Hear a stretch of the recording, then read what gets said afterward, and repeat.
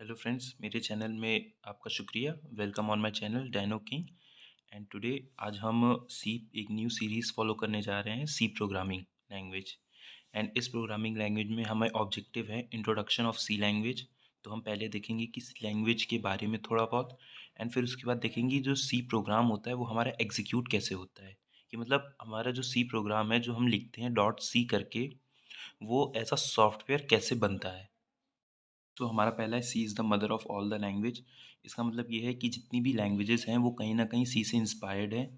And C was Dennis Ritchie ने ही बनाया था 1970 में।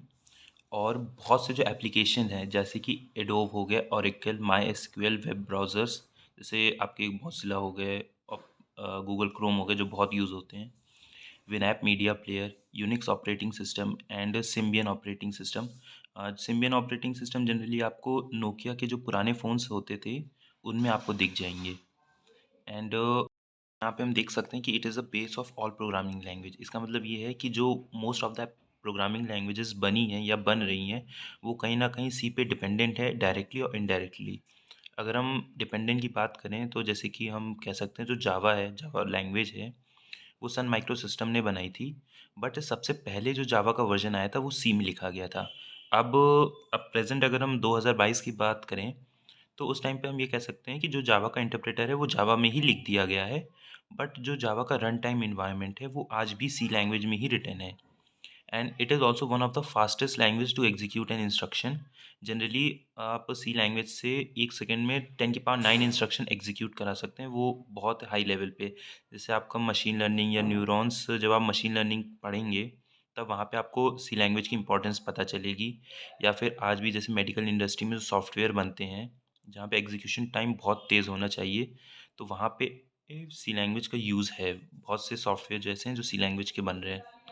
And it is also very important for interview purpose. जैसे हम ये कहें, जैसे आज भी बड़ी बड़ी कंपनियां हैं वो ये देखती हैं कि जो कैंडिडेट है उसको सी लैंग्वेज आती है कि नहीं।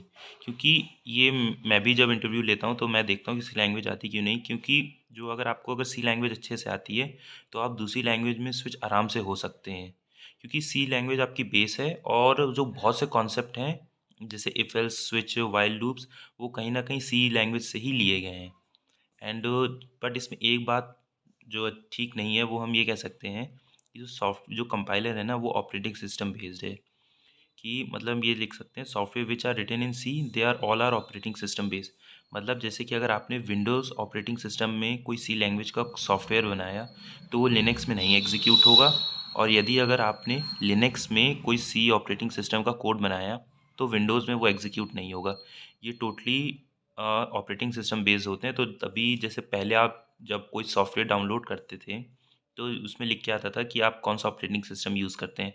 For Linux download this operating system, and for Windows you have to download this, and for Mac for this. Generally ये ऑपरेटिंग सिस्टम वेरीज की वजह से सॉफ्टवेयर अलग अलग होते हैं। बट इसका एक सॉल्यूशन भी है। और हाँ, एक चीज़ और, जो सी प्रोग्रामिंग लैंग्वेज का एक्सटेंशन होता है डॉट सी होता है। और जो C plus plus programming language का एक्सटेंशन होता है वो डॉट सी पी पी होता है। और जो हमारा सॉफ्टवेयर बनता है जो हम मेन क्लाइंट को देते हैं वो डॉट ई एक्सी का एक्सटेंशन होता है। नाउ अब हम अपने सेकेंड टॉपिक में आते हैं, हाउ सी प्रोग्राम एग्जीक्यूट्स। सो यहाँ पे जो हम अपना कोड लिखते हैं ना वो हम एक फ़ाइल में लिखते हैं। उस फाइल का एक्सटेंशन होता है डॉट सी करके, ठीक है। और जब हम उसे कंपाइल कर देते हैं तो कंपाइलर उसे कंपाइल करने के बाद एक फ़ाइल जनरेट करता है जिसका एक्सटेंशन होता है डॉट ई एक्स ई। और वही हमारा मेन सॉफ्टवेयर होता है। और वही सॉफ्टवेयर हम अपने क्लाइंट्स को देते हैं और क्लाइंट्स वही मार्केट में लॉन्च करता है जिसे हम डाउनलोड करते हैं। आप जनरली आप डाउनलोड या तो इंटरनेट से कर लेते होंगे या तो आप सीडी या पेन ड्राइव, आज के टाइम पे तो पेन ड्राइव हो गई। तो पेन ड्राइव में आप गेम, जैसे सपोज़ के लिए अगर मैं एग्जांपल देखें तो हो गया आपका जैसे कि बैंकिंग मैनेजमेंट सिस्टम हो गया, या फिर लाइब्रेरी मैनेजमेंट, या फिर snake game, tick tech to game, या फिर कोई भी सॉफ्टवेयर जो आपको पसंद हो। तो अब हम इसकी मेन वर्किंग पे आते हैं कि ये मेन वर्क कैसे करता है। तो जनरली आपने सीधा कोड लिखा, सपोज़ कि आपने एक बेसिक कोड लिखा हेलो वर्ल्ड का कि स्क्रीन में हेलो वर्ल्ड प्रिंट हो जाए। आपने hello world, print F hello world, और उसको सेव किया डॉट सी करके। फिर इसको आपने कंपाइल किया, जैसे ही आप कंपाइल करते हैं कंप्यूटर में, सीधा आउटपुट आ जाता है हेलो वर्ल्ड। बट जो कंपाइल और आउटपुट के बीच में जो स्टेप्स होते हैं ना, वो कुछ इस तरीके से होते हैं। तो जब आप सबसे पहले उसे कंपाइल करते हैं ना, तो जितने भी प्री प्रोसेसर होते हैं, प्री प्रोसेसर जैसे कि आपने जो हैश हैश करके इंक्लूड होते हैं, मतलब हैश से स्टार्ट होते हैं, जैसे आपका stdio मतलब स्टैंडर्ड इनपुट आउटपुट, या conio डॉट एच फाइल, जैसे कंसोल इनपुट आउटपुट फाइल, वो सारी हेडर फाइल वो इंक्लूड हो जाती हैं। तो जो आपकी सी फाइल होती है, उसके अंदर डेफिनेशन जो हेडर होती है ना, हैश इंक्लूड आईओ स्ट्रीम, वो अब हट के वो सीधा हेडर फाइल का कोड आ जाता है। ठीक है। उस हेडर फाइल का जो कोड होता है ना, फिर कंपाइलर उसे कंपाइल करता है और उसे एक ऑब्जेक्ट फाइल में बनाता है।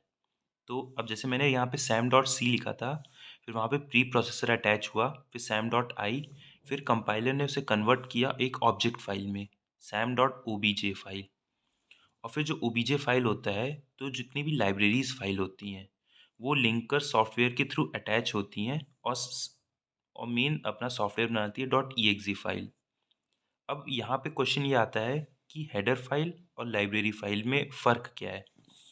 तो जनरली मैं अगर बताऊँ, हेडर फाइल और लाइब्रेरी फाइल में फ़र्क ये होता है, बस ये है कि जो हेडर फाइल है वहाँ पे फंक्शन डिक्लेयर होते हैं, जैसे प्री डिफाइंड फंक्शन। और जो लाइब्रेरी फाइल्स होती हैं, वहाँ पे हमारे फंक्शन उनकी डेफिनेशन पूरी लिखी होती है, कि मतलब वो फंक्शन कैसे वर्क करेगा, उसकी पूरी मेन लॉजिक कैसे होगा, वहाँ उसके अंदर जो आर्गुमेंट आएंगे वो सब कैसे वर्क करेंगे, उस सारा कोड लाइब्रेरी फाइल्स में होता है। और प्री प्रोसेसर जो हमारी हेडर फाइल इंक्लूड होती है ना, उसमें वहाँ पे सिर्फ डेफिनेशन लिखी होती है कि भैया हम मतलब ये बताते हैं कि हेलो हे प्रोग्राम, हम इस प्रोग्राम में ये फंक्शन है यूज़ करेंगे। मतलब जैसे कि अगर प्रिंटफ स्कैनफ हम यूज़ करने जा रहे हैं, तो हम यहाँ पे बता रहे हैं कंपाइलर को कि हम यहाँ पे वो प्रिंटफ और स्कैनफ फंक्शन यूज़ करेंगे, हैश इंक्लूड आईओ स्ट्रीम मतलब hash include stdio dot H से। सो जनरली फ़र्क ये है। और यहाँ पे देख सकते हैं जो हेडर फाइल्स होता है उनका एक्सटेंशन डॉट एच करके होता है, और ये सिर्फ डिक्लेयर करते हैं प्री डिफाइंड फंक्शन, जैसे प्रिंटफ हो गया, स्कैनफ हो गया। बट उसकी जो मेन डेफिनेशन होती है वो सब हमारी लाइब्रेरी फाइल्स में होती है। और जो लाइब्रेरी फाइल का एक्सटेंशन होता है डॉट एल आई बी। और हाँ, जो हेडर फाइल होती हैं वो हमारी ह्यूमन रीडेबल फॉर्म में होती हैं, पर जो लाइब्रेरी फाइल होती हैं वो ह्यूमन रीडेबल फॉर्म में नहीं होती है, वो मशीन कोड में होती हैं। ये फ़र्क था हेडर फाइल और लाइब्रेरी फाइल में। एंड जो एंड में जो डॉट ई फाइल बनती है, तो वो जनरली आपका बाइनरी कोड में होता है। जैसे कि अगर कोई फाइल है, तो मेन तो यहाँ पे जो हम लोग सी में लिखते हैं वो अपना ह्यूमन रीडेबल फॉर्म में होता है। जो डॉट ई होती है वो आपका कंप्यूटर रीडेबल फॉर्म में होती है। कंप्यूटर रीडेबल फॉर्म जैसे कि 010000 ऐसे करके, तो वही हमारा कोड होता है। तभी हम इस पर डबल क्लिक करते हैं तो ऑपरेटिंग सिस्टम इसको समझ लेता है कि कैसे वर्क करना है, क्योंकि इसमें सारा इंस्ट्रक्शन लिखा हुआ है वही 01 के फॉर्मेट में। एंड आज के लिए सिर्फ ये इतना था। देन प्लीज़ लाइक कीजिए, शेयर कीजिए, सब्सक्राइब कीजिए, एंड ऑल्सो कमेंट करके फीडबैक दीजिए। तो मैं और इम्प्रूव करूँगा। मैं चाहता हूँ कि ये वीडियो और अच्छी बने। And thank you, best of luck, happy coding.